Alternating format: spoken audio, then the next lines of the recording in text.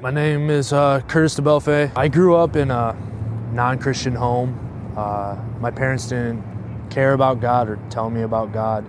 I never even knew or heard of him. I was completely oblivious to the fact. And my dad was absent from my life as a child.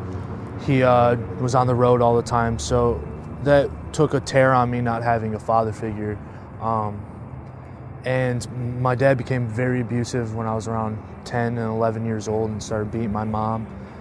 Went to jail for a couple of times from it. And to the point of when I was 12, he went to jail and just didn't come home. I was living through hell between my parents, and I couldn't control any of it, and I didn't know what to do. My dad, when I was 13, passed away in a trucking accident, which left me very broken and depressed, very secluded to the outside world. I kept to myself. Pretty much I just listened to music and drew and never talked to anybody. I was 14, my sister started going to a church. She asked me to come, and so I went, and I hated it. The preacher asked me if I knew who Jesus was, and of course I had no idea, never heard the name or anything. I kept going out of pressure. I made some friends, and when I was 14, later that year, I accepted Jesus. So I thought. So high school for me was kind of routine. I would do the normal go to church, but hang out with my friends and say whatever I want and do whatever I want.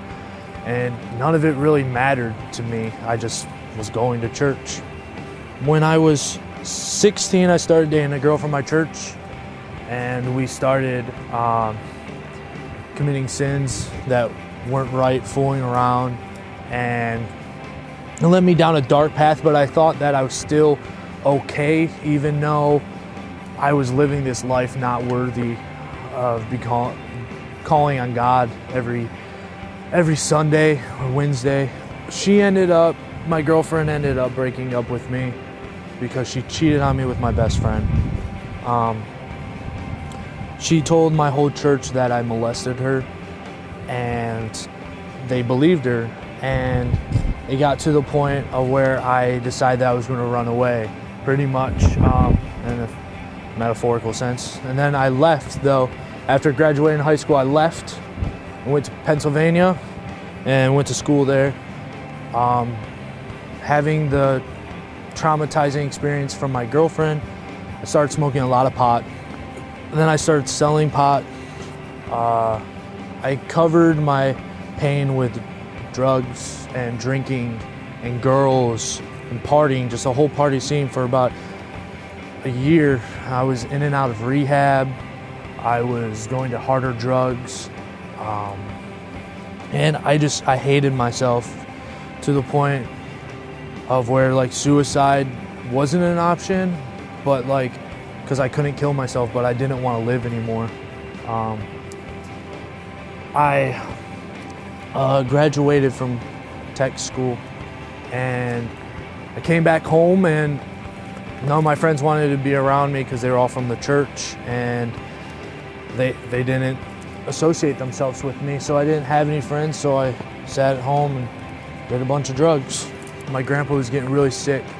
My grandpa was my best friend, more so than even my own father, and he passed away in 2010, and it hit me really hard, and I started doing a lot more drugs and a lot of drinking bottles every night. And the friend that did the sermon at my grandpa's funeral was my mentor growing up, and he cared about me a lot. And he gave me a book called Wild at Heart by John Eldridge. I read it. My favorite chapter, I still remember to this day, is Wounds, chapter 4. And at the end of the chapter, it says that you think that you're a man, but you have a goatee, but you wear a baseball cap backwards. Why are you so confused? And that was me. I didn't know whether I was a man or a child. I couldn't decide on anything. And I got in my car and just drove. And I started weeping because I realized I wanted to die. And basically I realized I hit rock bottom, that's it. Can't do it no more. Can't rely on anything else but God. So I rededicated my life. Life now is still just as hard. I've been through a lot. I've gained jobs and lost jobs, and I've had people and lost people, and I've been homeless, and I still struggle with things, and I'm still tempted every day. God is good. He gives me joy and peace and comfort and hope for the future that maybe now it sucks, but I know that it's all worth it. Even before, I thought that I had no hope and no future for my life. I wanted to end. In Him, I know that I do. I know that He is King.